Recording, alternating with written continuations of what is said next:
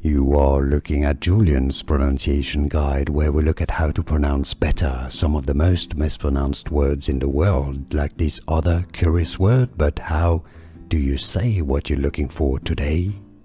Let's learn once and for all how to pronounce this name of Spanish origin, which is also used, of course, in Mexico, Central America, South America, Spanish-speaking countries. If you want to learn more Spanish names pronounced, stay tuned. I've got more pronunciations for you. Morales, that's the Spanish pronunciation here. Morales, the stress on the second syllable. Morales in English, therefore, if you cannot pronounce Spanish perfectly, you can use the following pronunciation. Morales, not Morales, it's not a Z at the end, it's an S, okay? Morales, from Spanish.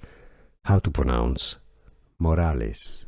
Here are more videos on how to pronounce more confusing words and names too many mispronounced. Like this video if you found it useful. I appreciate your support. I'll see you soon and thanks for watching.